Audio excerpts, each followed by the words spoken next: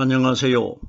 저는 성경 속에 감춰져 있는 하나님의 비밀이 되신 예수 그리스도에 관한 신비의 말씀을 전하는 영마루입니다.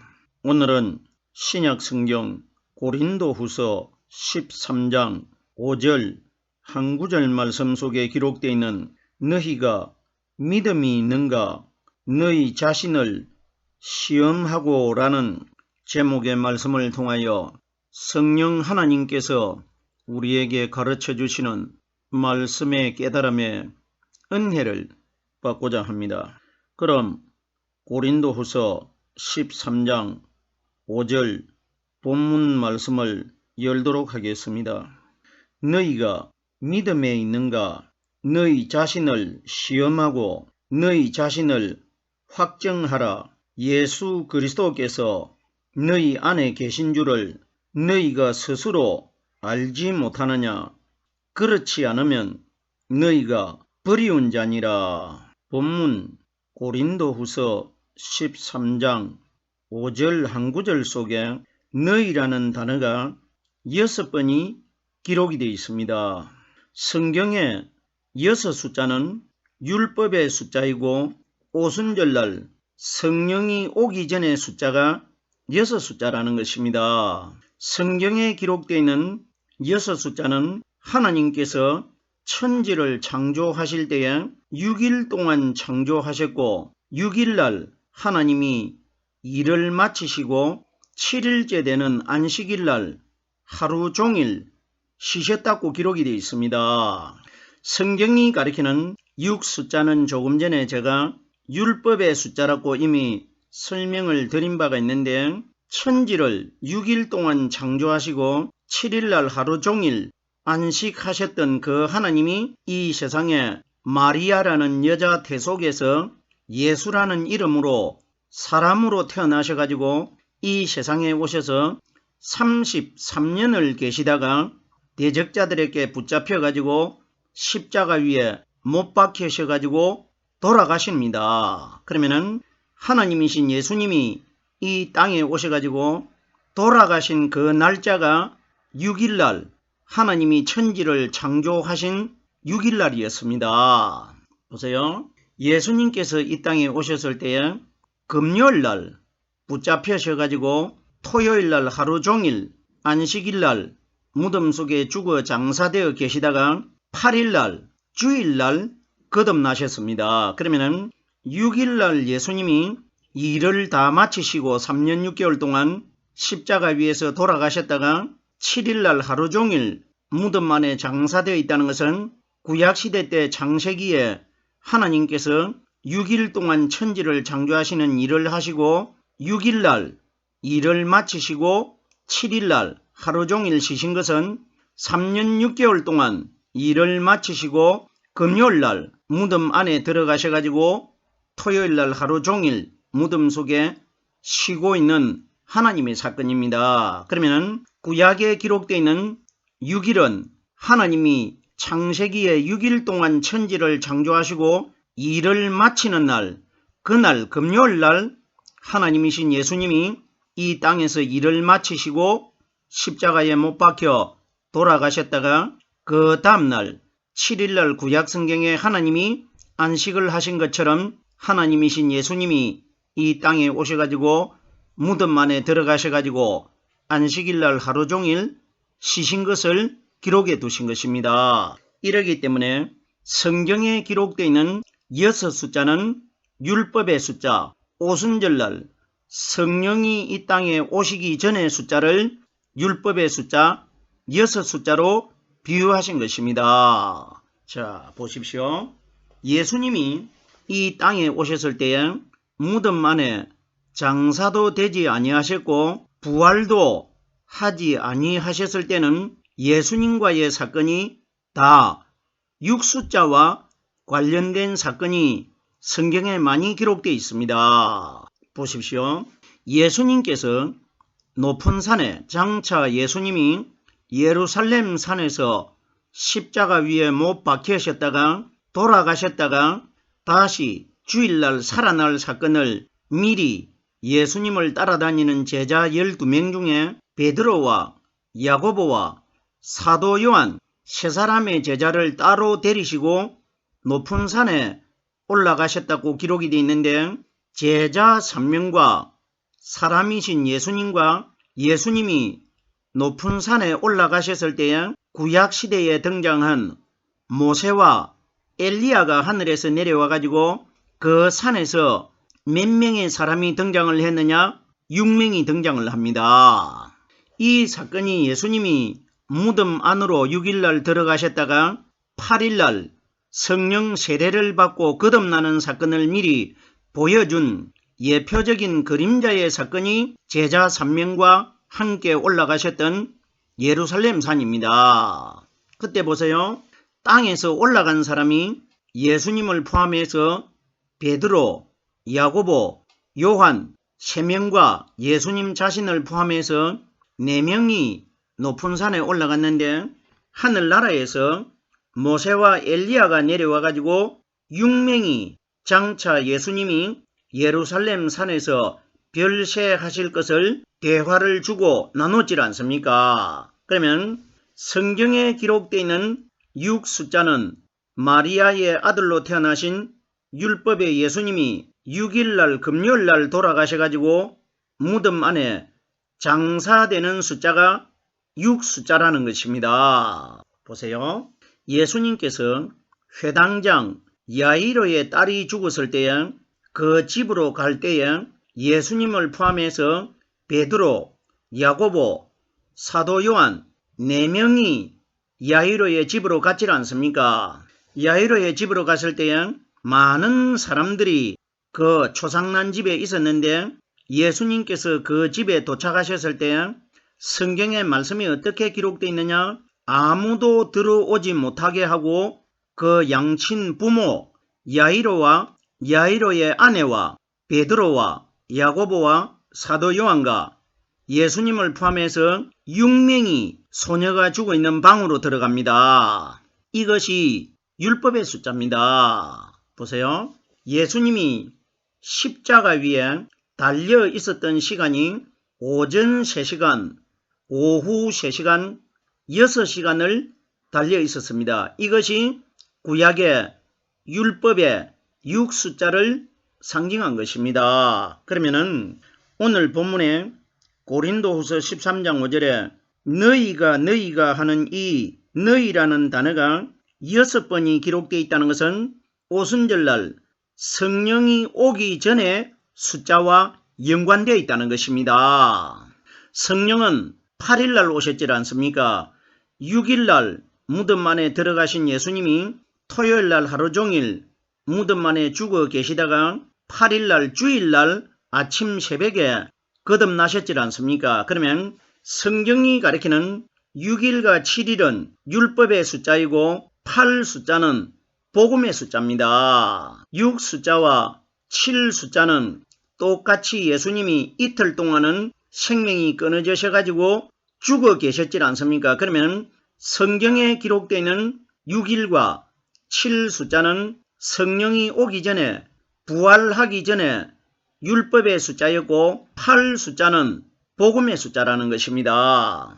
자, 그러면은 오늘 본문 말씀으로 돌아오겠습니다. 너희가 믿음이 있는가 하는데, 너희라는 대상은 오늘날 이 땅에서 현재 하나님을 믿고 있는 우리 신앙인들 전체를 가르쳐 하나님께서 성경에 너희라고 기록해 두신 것입니다. 그러면 너희가 믿음이 있는가, 믿음이 있는지 없는지는 마지막 심판주 하나님이 이 세상에 오셔가지고 심판날 우리 마음속에 있는 말씀이 바로 믿음이시기 때문에 믿음이 있는가 없는가, 이 땅에 내가 살아있는 동안에는 내 자신이 스스로 내 마음 안에 올바른 믿음이 들어있는지, 아니면 올바른 믿음이 아닌 비진리가 올바른 믿음의 흉내를 내고 있는지를 우리 스스로가 믿음을 판단해서 깨달아야 된다는 것입니다. 그래서 너희가 믿음이 있는가 하는 것은 물음표를 가리키고 있지 않습니까? 그러면 하나님께서 너희가 이 땅에서 하나님을 믿고 있는데 나를 믿는 믿음이 너희 마음 안에 들어있느냐 들어있지 않느냐 이걸 누가 가르쳐 주는 것이 아니고 내 스스로가 내 마음 안에 믿음이 들어있는지 들어있지 않는지를 판단해 보라는 것입니다. 이걸 너희가 믿음이 있는가 이렇게 기록된 겁니다. 그러면 성경이 가리키는 우리들이 믿음이 무엇입니까? 물으면 어떻게 대답할 겁니까? 예를 들어서 오늘 교회를 처음 나온 신앙인이 교회를 수십 년 다닌 사람에게 목사님의 설교 말씀을 듣고 목사님이 믿음을 가지십시오. 믿음이라는 단어를 말씀 중에 많이 사용하셨기 때문에 예배가 끝난 이후에 오늘 처음 나온 사람이 성경이 기록되어 있는 목사님이 말씀하시는 믿음이 무엇을 믿음이라고 합니까? 이렇게 물었을 때에 교회를 수십 년 동안 다닌 사람이 오늘 처음 나온 사람에게 믿음을 어떻게 설명할 겁니까? 어떤 사람이 나에게 성경에 기록되어 있는 믿음이라는 뜻이 어떤 것을 믿음이라고 합니까? 이렇게 물었을 때 어떤 대답을 할 겁니까? 그러면 우리들이 하기 쉬운 말로 교회에 나와가지고 하나님 앞에 예배 드리고 기도하고 전도 많이 하는 것이 믿음입니다. 이렇게 대답해서 질문을 한 사람이 그 말씀을 만족하겠습니까? 그리고 더 나아가서 하나님을 믿고 예수님을 믿는 것이 믿음입니다. 이렇게 한다고 해서 이것이 되겠습니까? 그럼 보세요. 믿음이라는 대답이 여러 가지로 분분하다는 것은 믿음이 무엇인지를 모르기 때문에 이 사람은 하나님을 믿는 것이 믿음이라고 하고 또 다른 사람은 신앙생활을 열심히 하는 것이 믿음이다. 이렇게 말하는데 우리들이 결론은 어떻게 들어보면은 맞는 것처럼 되지만은 이런 원리가 아니라는 겁니다. 믿음이 무엇인지 확실하게 알아야 다른 사람에게 내가 확실하게 알고 있는 하나님을 복음으로 전파시킬 것 아닙니까? 그러면 모르면은 계속해서 이 사람과 저 사람의 대답이 틀리면은 질문을 한 사람이 어떤 걸 믿어야 됩니까? 확실하게 모르기 때문에 믿지를 못하지 않습니까? 그러면 우리들이 이 성경에 많이 기록되어 있고 사람들이 많이 말하는 오늘 본문에 기록되어 있는 너희가 믿음이 있는가 하는 이 믿음에 관하여 먼저 깨달아야 오늘 기록되어 있는 이 말씀을 깨달을 수가 있다는 것입니다. 성경에 기록되어 있는 대로 믿음은 무엇을 가리키느냐? 오순절날 이 땅에 임하신 성령께서 우리에게 가르쳐 주시고 깨닫게 해주시는 하나님의 영적인 신령한 말씀을 믿음으로 성경은 증거하고 있습니다. 보세요. 로마서 10장 17절 말씀해 보면은 그러므로 믿음은 들음에서 나고 들음은 그리스도의 말씀으로 말미암느니라 이렇게 기록이 되어 있습니다. 그러면 믿음은 들음에서 난다고 하니까 오늘날 사람들이 이 말씀을 어떻게 이해를 하고 있느냐? 목사님들의 설교 말씀을 많이 들으면은 믿음이 들음에서 생긴다. 이렇게들 알고 있지 않습니까? 생각을 해보세요. 그러면 하나님께서 오늘도 본문 말씀에 너희가 믿음이 있는지 없는지 너희 자신이 스스로 판단해보고 시험해보고 믿으라고 했는데 그러면 이 세상에는 거짓 선지자들 하나님 말씀 아닌 것을 전하는 사람들이 엄청나게 많이 있는데 그러면은 아무 목사님이나 말씀 전하는 것을 그것이 다 믿음이 되는 것으로 알고 들어버리면은 어떻게 비진리가 믿음이 되겠습니까? 성령이 가르쳐 주시는 말씀 아닌 걸 들으면은 믿음이 될 수가 없지 않습니까? 그럼 보세요. 로마서 10장 17절에 믿음은 들음에서 나고 들음은 그리스도의 말씀으로 말미암느니라 하는 것은 예수 그리스도, 예수는 성령 그리스도의 그림자 역할을 하신 분이었고 그리스도는 본체입니다. 그러면은 그리스도의 말씀으로 말미암아 믿음이 된다는 것은 그림자로 오신 율법의 예수를 믿는 것이 믿음이 아니고 예수님 안에 들어 계시다가 오순절날 이 땅에 임하신 성령 그리스도께서 우리에게 가르쳐 주시고 깨닫게 해주시는 이 말씀 안에 들어있는 사람들이 믿음을 가지고 있다는 것입니다. 그러면 한마디로 정리를 하면은 성경에 기록되어 있는 믿음은 오순절날 이 땅에 임하신 하나님이신 성령께서 우리에게 가르쳐 주시고 깨닫게 해주시는 이 말씀이 바로 믿음이라는 것입니다. 우리들이 옛날 어떤 사람이 어린이 찬송가에 가사를 기록해 두었는데 어떤 노래가 있습니까? 믿음으로 가는 나라, 하나님 나라 이렇게 기록이 되어 있는데 결론적으로 그 믿음은 더 구체적으로 설명을 하면은 성경에 기록되어 있는 오순절날 이 땅에 임하신 성령께서 우리에게 가르쳐 주시고 깨닫게 해주시는 이 말씀이 바로 믿음이라는 것입니다. 말씀으로 가는 나라, 하나님 나라, 마지막 심판날 사람들이 믿음이라고 하면은 잘 이해를 하지 못하지만은 말씀으로 가는 나라, 하나님 나라 하면은 하늘나라에는 말씀을 깨달은 사람들이 들어가는 곳이 하늘나라입니다. 그러면은 결론적으로 믿음이 오순절날 이 땅에 임하신 성령께서 우리에게 가르쳐 주시는 성경에 기록되어 있는 하나님의 말씀이 바로 믿음이라는 것입니다. 계속해서 믿음에 관하여 한 곳을 더 구절을 인용을 해보겠습니다.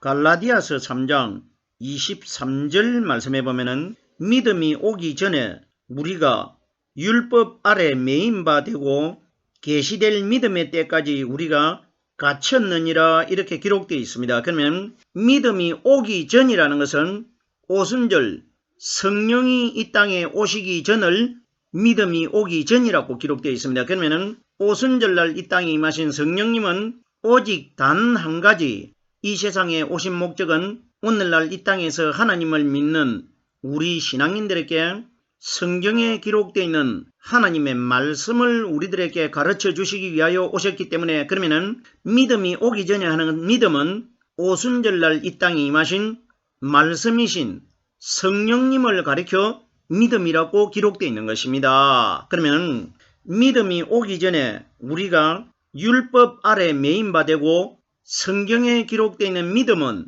예수님 마음 안에 들어 계시다가 오순절날 이 땅에 임하신 성령의 말씀을 믿음이라고 하셨고 율법 아래 매인 바 된다는 것은 율법은 그림자로 태어나신 마리아의 아들 되신 예수를 율법이라고 합니다. 그러면은 오순절 성령이 오기 전까지의 마리아의 아들 되신 그림자가 되신 율법의 예수를 오늘날 믿음으로 믿고 있는 사람들은 믿음이 매여 있는 믿음이고 갇혀 있는 믿음이라는 것입니다. 매여 있다는 것은 그림자가 되신 예수님이 대적자들에게 이기질 못하기 때문에 대적자들에게 붙잡혀 가지고 결박된 상태로 십자가 위에 달려 가지고 돌아가셨지 않습니까? 그리고 돌아가신 예수를 아리마대 요셉이라는 사람이 해질 무렵에 찾아와 가지고 예수님의 시신을 띄어내려 가지고 자기가